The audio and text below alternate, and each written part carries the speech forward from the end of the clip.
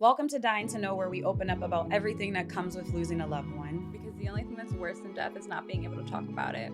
We're your Bereavement Babes, Leah and Rachel, and today we're opening up about our moms. Rachel. Hi, Leah. Hey, this is the last episode of season 1. We made it all the way through. We did 15 deep, girl. How you feeling? I feel good. I'm excited for this one. Yeah, me too. I'm really excited to talk about our moms. Who are alive, which is a big difference in this episode. We're talking about the parents we still have. Yeah, so we opened up this season and the podcast in general because we connected about losing our fathers. And now we both have one living parent, which both are our moms. Mm-hmm. And we just want to take a deep dive to get to know these women. We had a homework assignment to ask them some questions. I feel like we probably learned a lot. And I haven't had the pleasure of meeting your mom yet, which I'm sure I will in the future, hopefully. And I don't think I've met yours either. No, unless it's over FaceTime or, phone calls. Maybe she'll say hi. Yeah, FaceTime and phone calls. Yeah. But never in person. And I feel like we know them so well too. I feel like I know your mom. That's true. So tell me and the people listening and watching a little bit about your mom. What's her name? Just everything. So my mom's name is Frida Rappaport. Okay. She's worked in a school system pretty much my whole life, usually around pre-K, kindergarten kids. She is a mother of 4. I'm her oldest daughter. And she, in 2021, lost her husband. Mm-hmm. And then a year or two later, she lost her dad this year. So it's been a lot of loss for her. She is probably one of the strongest women I've ever met or known, and has helped me get through literally everything. And someone who showed me the definition of unconditional love. Yeah. She did not like Nathan. And rest in peace. Her favorite color is purple. Okay. And she is a Virgo. Oh, she's a Virgo. I was raised by a Virgo and a Leo.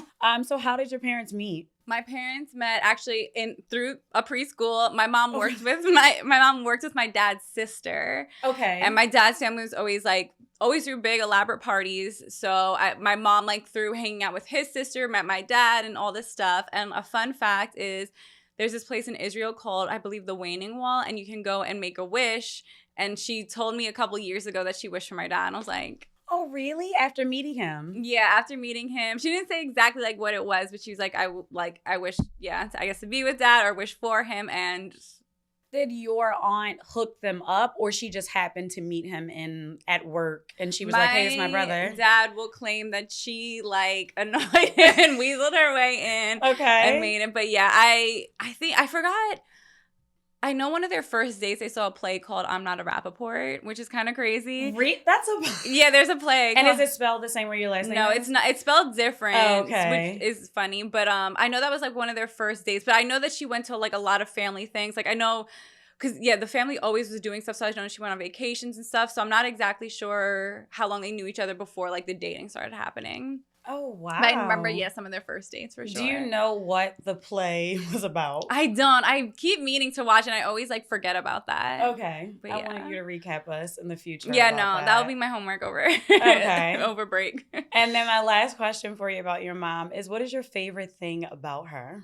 I think my favorite thing about my mom is just knowing that I just how much she loves me and will always be there for me. I feel no matter what I do, whether it's good, bad, she is just there by my side. She's always there. She's always that one text message that's always in my phone. How are you doing? Good. It's just truly a form of unconditional love that I can't explain. Oh, I love this. Damn, I feel like I'm gonna cry this episode. So, are you ready now to give me all the info about your mom? Yes. So my mom's name is Melba. Hi, Mom. I know you're watching and listening. She's a Gemini, and she is a real Gemini. Yeah. She's a June girl, so I see both twins. She was a registered nurse. So we all come to her with our ailments, everyone in the family. After leaving a doctor's appointment or Ma, I don't know what this scratch is. Do you think it could be eczema? She's very caring and loving in that way. I think my mom has a very jovial, cheerful spirit. I think people who know her or love her or obsessed with her, a lot of times if I talk about her, they'll be like, oh, I love your mom. Yeah. So a lot of people either call her Aunt Melba or Mama Melba as a nickname for her. But yeah, what else did I forget? Oh, when did my parents meet? Yeah, how did your parents meet? Very cute story. My mom was going to prom, and my dad was her blind date. A blind date for prom? Blind date for prom. Oh my God, one ballsiest move ever. I love exactly. it. But so, do you know, I guess, how the setup happened? I think I do, but forgive me, Ma, if I get this wrong. And Miss Sandy, shout out to Miss Sandy too. So that's my mom's girlfriend who hooked them up. So I think she knew my dad, like they lived in the same neighborhood. Mm-hmm. And I don't know if my mom came the neighborhood to her. Of? That was East Baltimore. Yeah. So I don't know if my mom like said something to Miss Sandy and she was like, oh, I got this guy. Or either my mom was like, yeah, I'm going solo dolo. And Miss Sandy was like, nah, that's not going to happen. So she met him the night of prom night. And I remember my grandfather made the comment that my father was so country. Yeah. I can't remember what he wore, but I think his socks didn't blend with the suit or something. Like maybe he wore white socks with a dark suit. I really don't remember. Forgive me. But I remember my grandfather telling my mother, like, yeah, this man can't dress. He's country. And I guess from prom and on, like, they were a couple, or did they, like, on and off date? Like, do you know if dating happened right away? I don't think it did, because I remember my mom said prom night, like, she really just wanted somebody to take pictures with, and she kind of, like, dipped, like, left him at the table. Oh, my God. And I think that was, like, an after prom, or, like, they had went to like another party together and a girl had sat on his lap at this party and she was like, oh, no. So then he was like, oh, now you see me, like now you're interested type of thing. So I think it might have started then. And then obviously my dad had went to like Vietnam and like wrote my mom letters. Yeah. Oh, so it was very like, is it Dear John where he like goes away and writes the letters? I've never seen Dear John. But I like the whole writing letter, yeah. Yeah. So like he had proposed multiple times to my mom. Through letters? No. Like I think in person. But my mom was so determined, like, no, I'm going to nursing school and getting my degree. And he waited for her and they got married.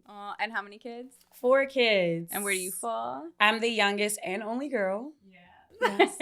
I'm not spoiled though. Not anymore. Back in the day I was, but not that much anymore. And what is your favorite thing about your mom? Oh, man. I think my mom is super strong, super supportive. I love so much things about her. She's like my favorite girl. She gets on my nerves. I feel like we have such a good relationship. Yeah. I think I really value that in her. Like, I think she's such a strong woman for like burying her husband. Mm-hmm. She's lived so many years without her parents in her life. And I don't even think she realizes her own strength. Like, she's such a helpful person. And then just throw it back. Yeah. What do you think she would say her favorite thing about you is? Oh, God. Oh, you know what? She writes it in birthday cards a lot. Oh. She always compliments me on like, what is it? Like, I'm trying to find the word. Like, she really is like impressed that the fact that like, oh, you're very independent. You live by yourself. Because, like, my mom went from her parents' home to her marital home. So she's like, this is her first experience in life where she's like, I'm by myself. I'm learning things about myself. And she's like, you just have this tenacity to, like, this go-getter attitude. So I feel like that's what she would say about me. What about your mother? About me? Yeah. I honestly do think it would be a similar story. I think. Yeah.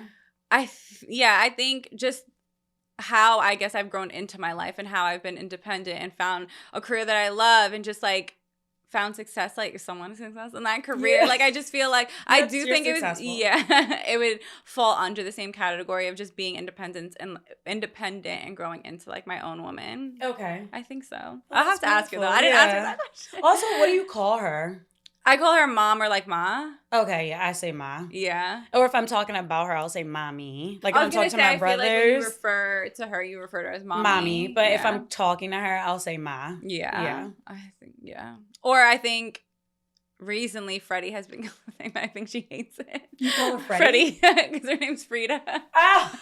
And she didn't kill me for that. But yeah. Sometimes I tease her and call her Melbino. Yeah. Okay. Yeah. All right. So, no, I don't feel like everyone kind of does that weird thing about her. Especially, I feel like, especially now that we've gotten older and you said how the relationship is, like it's more dynamic where, yes, she's my mom. Yes, I would go for advice and all that. But I feel like we've also grown into this friendship where our ages like feel a little like we have more of an understanding about each other's lives where it's not so much like we're the little kids. Yeah. I feel like I'm truly blessed to have a relationship like that. I feel like it's a lot of people who have broken relationships and unfortunately their moms have passed. Yeah. And maybe like on the outs with moms right now, but I feel really good to know that I can go to her about anything. Mm-hmm. and that she can be really a confidant. And like you're saying, like now that we're women, Yeah. and I see my mom as a woman now, Yeah. like, oh, like this is your story as a woman, and like I can share things with her, and she always like, Lee, let me get your opinion. What do you think about this? Or like, I'm like, oh, okay, this is good. She's like, because I'm not young anymore. So she'll say little things like that. So it's nice to have like a grown-up relationship, not just like mother and daughter, but also like we're friends. Yeah. And we're getting to know each other. And speaking of getting to know each other, we wanted for this episode to almost like interview our moms a little bit. Yes. So we kind of have matching questions, but also get their point of view of what it felt like to lose their husband. Yes, absolutely. So the first question that we asked, or we were supposed to ask, but what was it like for you to lose your husband? So my mom was saying it was definitely unexpected. As he was transitioning, she was asking God, why now and not now? Like she didn't want it to be happening. She had said that year, which was 21, that it was so celebratory. So they were celebrating 45 years of marriage, 50 years of meeting each other that June. And my dad had turned 70 that February. So she said it was heartbreaking, My world had caved in. And she was saying that my dad had passed in June, like the same week as Father's Day or like a week later. I can't remember. And he was really like active in his church. I can't remember what his title was. Forgive me. Maybe he was an elder. I don't know. Don't quote me. But he had gave a sermon that Father's Day, and his sermon was more about like how fathers prepare the home for their kids and build a foundation, and how that mimics God for giving like, his children a foundation in life. And she was like, that really like, spoke to her. And then she also wanted me to mention, because my mom has the gift of gab, that when she had seen him that day in the hospital, that he had said to her, like, oh, I knew you were coming. And she's like, well, how did you know I was coming? I wasn't planning to come. And he was like, I saw you were walking with me. And she was like, dang, I wish I would have like, like asked more of that question or like what he meant by like that. Elaborated more. Yeah.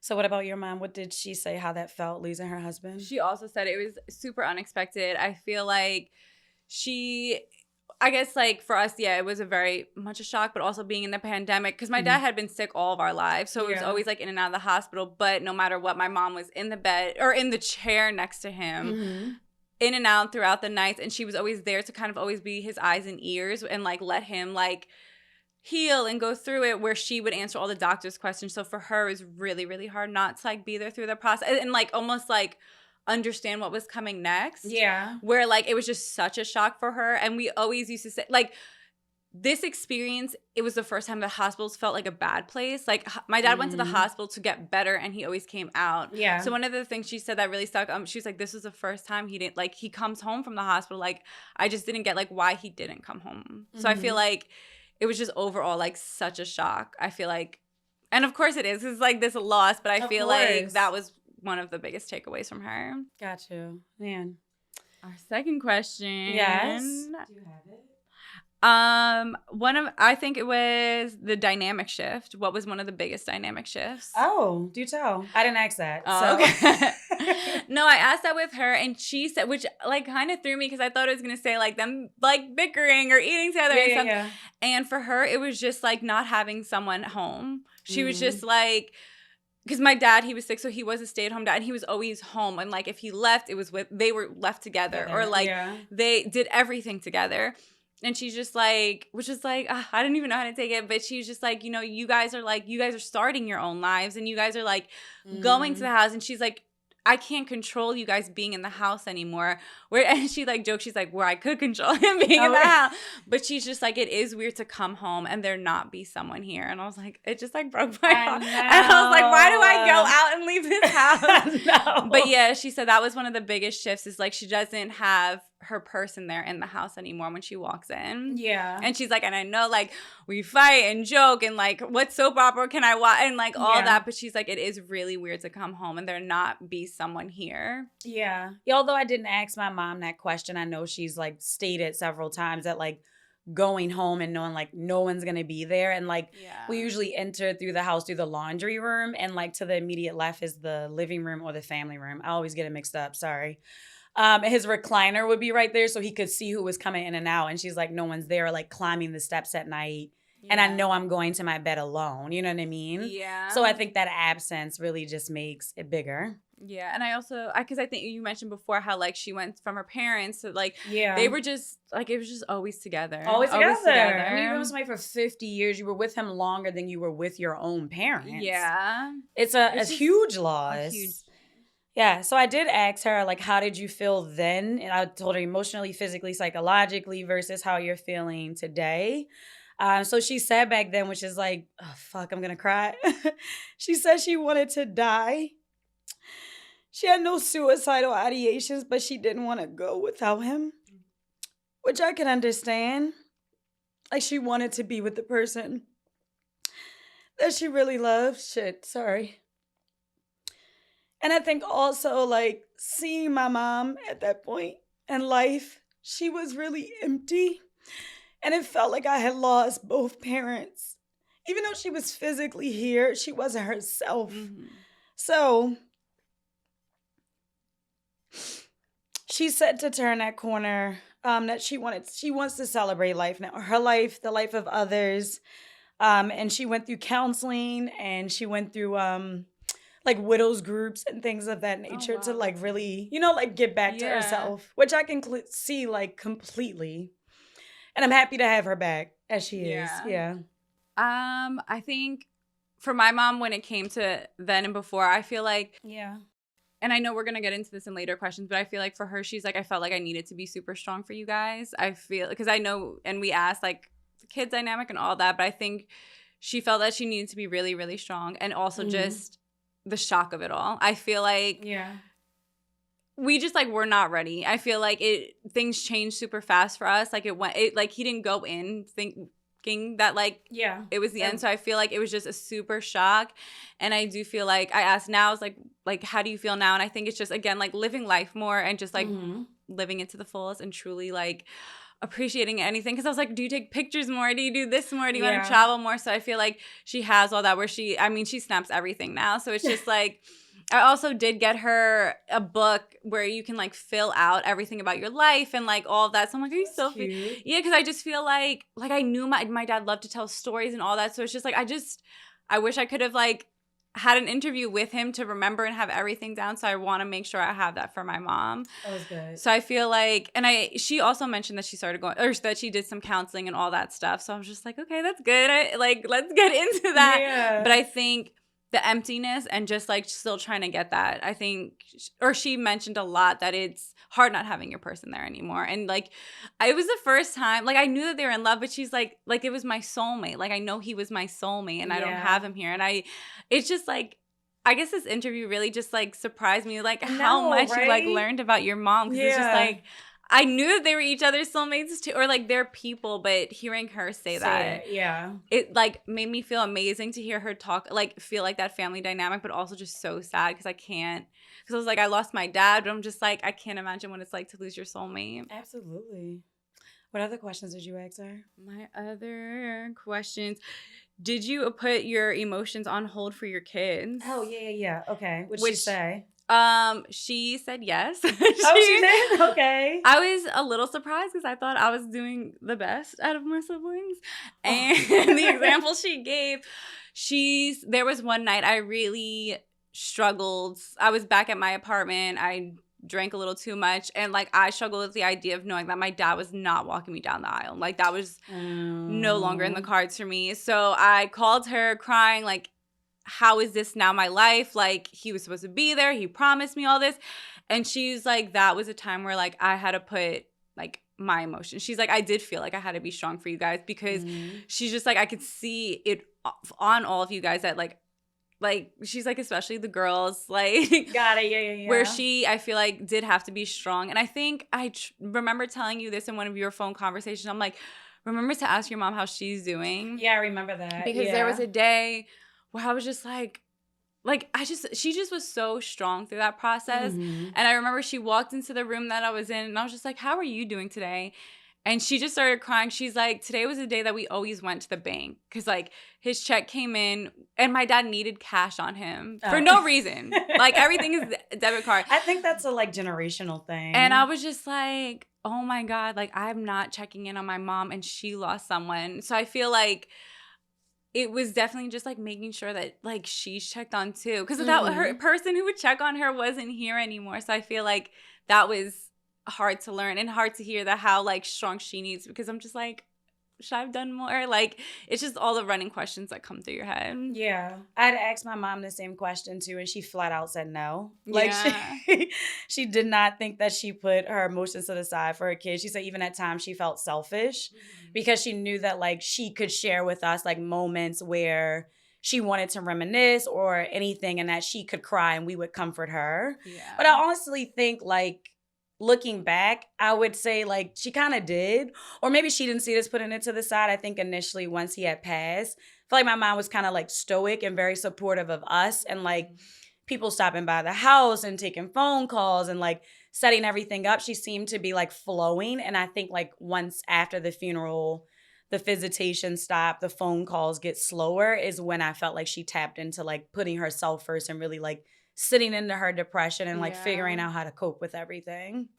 Okay, so another question I did ask my mom was, because my mom now has lost both of her parents. She lost her dad recently, and then she lost her mom, I guess, over 20 years ago, because she was around my age when she lost her mom, like 30-something. And I guess I was curious about that, like what the difference was between losing like your husband versus losing your parent. And I think and she mentioned like losing her dad and all that, and I think where it got emotional, especially being a mom's episode, she was just like, her mom was like her best friend. That was who she talked to no matter what. She could call her. It was always on the phone. So, and I guess it is, and I mean it does make sense of like the whole like loneliness theme of just like not having this person that you would go to for everything be there. And I was even surprised because like, I mean, I knew my grandma a little, but like I didn't get to really see their relationship a lot. So just hearing my mom not have her like go-to buddy made me feel, one, horrible for complaining about every text message I get from her.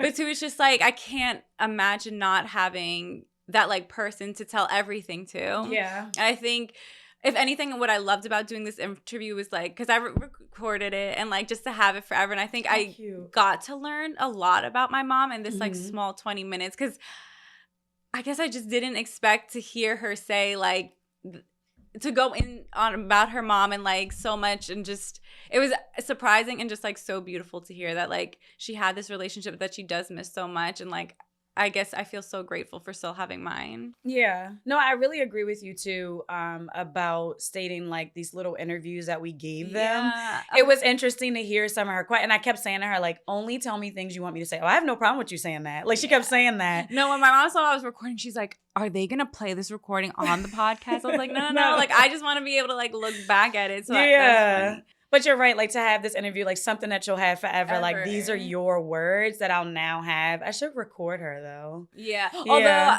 having the text, I was like, it was nice that you could read it back. Yeah. I cannot paraphrase, especially this episode is throwing me for a loop. So, but my last question I did ask her was just any advice, like, I don't know, like anything you wanted to sign off or just let people know. So I'm just going to read her text message. She put, how to get through the journey after your spouse passes, not only to trust in God and cherish the memories of them, but also let your grief journey be your own individual, personal one. Don't let anyone tell you how long to grieve or how to grieve, which I think is like a constant thread through our show that we talk about. Like, one, we're no experts on anything. Yeah.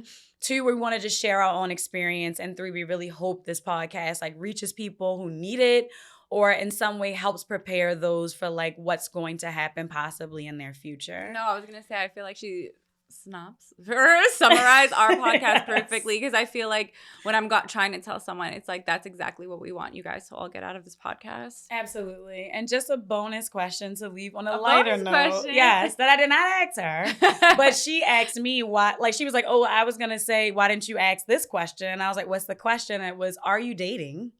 So exactly. And the answer, she said, no, she's not ready, and that she still feels like the love and warmth of her husband like in her life. Did you ask your mom that question? And if you didn't, do you think you know what her answer would be? I definitely know her answer is no. Okay. But I think what I love and what I'm getting out of this question is I love that your mom is still thinking about her future. And like, not that she's gonna go and look for dating or anything like that, but the fact that she wants you to ask about her future still, and how you said like, how she said it was so rough for her when it first happens. You do feel like Yeah. her liveliness has come back and she still sees her future. And I love that. Yes, And that's I what love I'm hoping that. for our moms. Yes, I love this conversation with you today. I think this is my favorite. I know. Yes. This is a good one. And I also, like, truly, I can't explain how nice it was to have this morning, like, talk with my mom. Because I feel like, I'm like, I need to talk to her a little bit more. Yeah, usually it's like regular, like, did you watch the news? Or like, did you see want me this? to get you a coffee from Starbucks? Yeah. When is the next time you're coming home? And today was like, it was like, oh, let me actually interview you to get to like know you a little deeper. Bit better. And I feel like I did. I got that out of my mom. So it was really, really beautiful. Yes. Today's episode is in loving memory of our producer's mom, who unfortunately passed away this year. Her name is Alma Rosa Ortiz, and she is missed each and every day. Again, we're your bereavement babes, Leah and Rachel, and we'll see you on the other side.